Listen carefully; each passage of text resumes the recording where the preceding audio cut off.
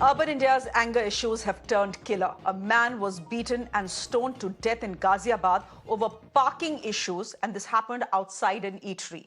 The video of the murder was taken by a passerby. It shows the victim lying on the ground and stones being thrown at him. The police have identified the 35-year-old and are now on the lookout of the accused. Let me go straight across to my guests who are joining me this evening. I'm first of all going to straight across to Arvind Jain, who is a former DGP of Uttar Pradesh. Dr. Jitendra Nagpal is a senior psychiatrist who is joining us as well on the broadcast. Mr. Arvind Jain, help me understand, is this a law and order issue or is this something else? I don't think it is a law and order issue. The person seems to be a maniac.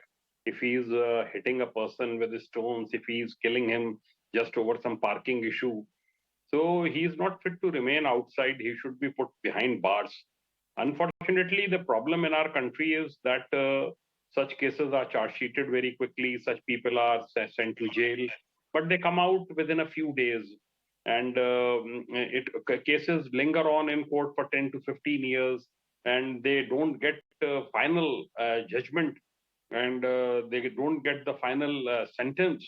So that's why they are committing this sort of crimes. I think there is a high time that we revamp the entire judicial system in the country.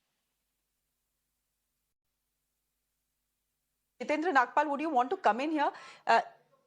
Does urban India have anger issues? I mean, will you kill a man over parking? Which sane person will attack and kill a guy over parking? I know it has happened in the past, but what explains it?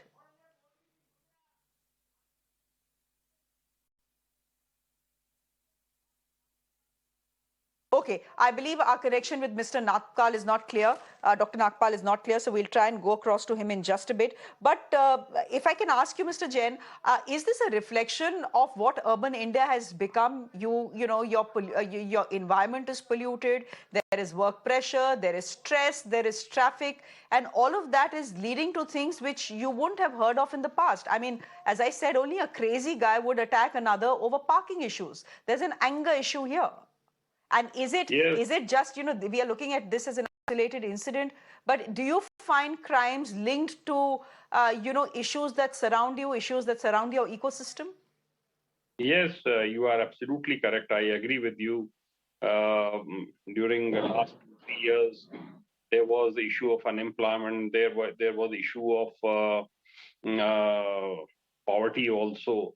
And but these people, they own cars. They are not expected to behave like this. And I just fail to understand. I have been SSP of Ghaziabad. People over there, at times, they try to take law in their hands. There is a tendency for that. But this is absolutely beyond comprehension that over a parking issue you can kill a man. I don't know what sort of a man he is. He should be. He must be mentally deranged that he is committing such a crime over parking issue. I just can't visualize it. I just can't understand it. You know, what I also fail to understand is whether we have become a nation of bystanders. This incident, Dr. Nagpal, I believe you're with us now, happened outside an eatery. There were people who were there and no one thought it fit to intervene. Dr. Jitendra Nagpal, what does this incident tell you about the mental health of people who live in cities? I completely agree with what sir has been mentioning. There is a progressively and geometrically increase and escalation in the way we are looking at the frustration aggression syndrome in our urban culture. There is a huge amount of mental health condition, plural conditions associated with the way the anger response is happening on the roads. There are a lot of road traffic accidents itself are supposed to be due to behavioral problems and behavioral disorders.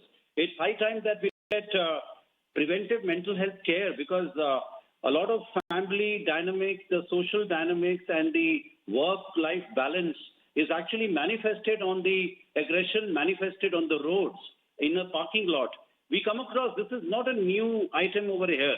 We come across day in and out such condemnable anger, and the hormonal rush that comes through the thrill and the sensation of controlling the complete moment in aggression, moving to violence, and maybe a heinous crime like this.